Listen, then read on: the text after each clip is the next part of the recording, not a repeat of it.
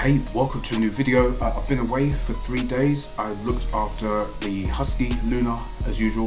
Puppy, her kid, who's my favourite, been looking after him on and off since last year. And there was a new dog there called Puddles, a different Cocker Spaniel, who's another girl's dog, but I just looked after all three. 2 nights I was there, this is the 3rd day. I've just got home. I really want to make some music, so I won't talk too much. I'll get everything set up, and yeah, let's go. Right, you'll have to excuse this crap camera angle, but I want to show you guys how I set up a session. So that's waveform open, registered to Nicholas Lawrence, blah blah blah. And the main screen, I might have to move the camera. Ah man, how am I going to do this? Let me try and zoom in. I'll try and zoom in just to make this easier, more for me. So I'll just move this camera slightly. Apologies for the sounds. But when you enter waveform, which is what the door's called, you've got the previous tracks on the left, you've got project templates in the top middle, so you can have a 2-channel mixer for a DJ session, a band recording, so you can have your feeds for all your instruments, church session, which is really cool, EDM if you produce like digital music, podcast you can set up. There's actually some good stuff in there that I should be using. Like I was considering a podcast, and this will automatically give me, it'll just give me the right setup with the right inputs and stuff for the microphones. OGX session, producer session, so those are my 2 templates. Down color scheme, I'll ignore that. At the bottom, we've got Windows Audio low latency mode. I'm not using any ASIO, whatever they're called, drivers.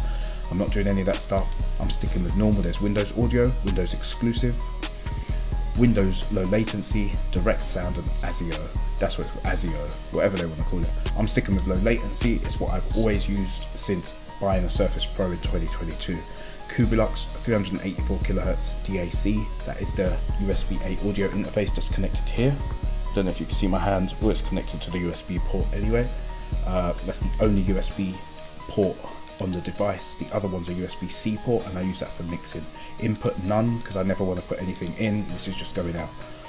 It's also to free up space on the processor, so I'm not going to have an input active if I'm not using it. This was a waste of time. Sample rate 48 kHz, audio buffer size 10 milliseconds. Now to start a new track, I'll click on the plus sign, new project, and we will call this I was going to say something to do with Friday. I usually just make up the instrumentals each time. Let's call this Battleship Scene. There we go. And then template default, I'm going to click on producer session, create project, and that will unpack my, wow, this camera ain't straight but whatever. That will now unpack the session. And this is how I make all my instrumentals. I use 2 to 3 instruments, and the rest are all drums. So the top 3 tracks, not sure if you can follow my mouse, there's track 1. At the end I've got Synology Pro. Underneath that I've got Synology Pro, and underneath that for the 3rd sound is the micro sampler, and that's it. So that's how I build up my chorus, and then for a verse you play just one of them on their own, or play one of them with halftime, or however you want to play with it. The track number 4 underneath that is where I put in a loop. So I put in a drum loop, like a hi-hat and tambourine, just for body. Underneath that, track 5 is always my hi-hat. Track 6 is usually always an open hat. Track 7 will be my clap. Track 8 will be my snare. Track 9 I'm usually using for effects now, or sometimes perks. And track 10 is the 808, and that is my template. That's how I'm creating all my instrumentals. That's how I'm doing it quickly. I'm getting in and out. I'm not having a bag of tracks all over the place. And yeah, I'm getting the work done. Now, that's enough talking. I did say I wasn't going to talk too much, but I do try and be a little bit more interactive for these videos. The tempo's automatically set to 140 beats per minute. There's a distortion on the master output at 5%, and there is a EQ set. Let's just check the distortion. 0.05% drive, emphasis 25%. And then I have an EQ on my master output, and that's all I've got for all of my tracks, and I never touch it, so it's there. I quite like that this is touch screen as well, because I like Synology. I can open up my stuff, and let's say I play something in on the keyboards. Once I've done that, I can press record again and play with the filters and the LFOs, and I'm doing this with my fingers, I'm doing this with my hands. So record the loop, perfect the MIDI, make sure it's recorded well, and then I press record again and record over the loop, changing things like vibrato, release, attack, the resonance, the cutoff, the volume, the reverb. I'm just playing with everything in real time. Then I render that to an audio track to save on the processor. But yeah, that's 5 minutes. That's enough talking. Let's start creating.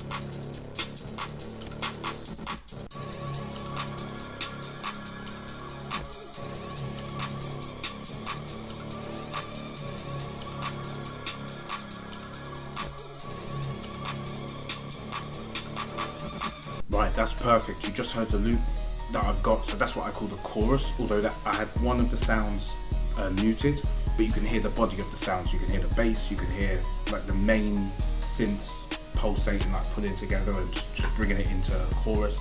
Then I've added, it's just a producer grind, a PG, I call it PG Zoop in my folder. It's just like a loop, so it's like tambourine shaking or tambourine and like a hi-hat or like a samba sort of sound. I'll get that.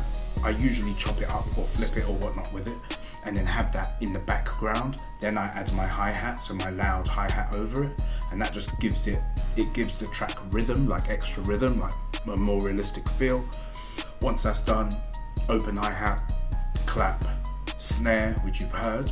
Track number 9 is for effects. I'm gonna leave that open. I might just place stuff along the track randomly to make it a bit more, to try and make it a little more involving. I'm gonna try.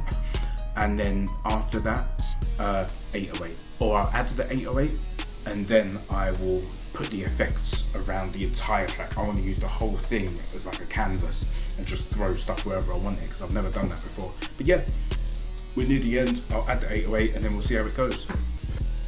Right, so the 808 is now played in. I will just open the MIDI so you guys can see, and I'll play that through with the drums only.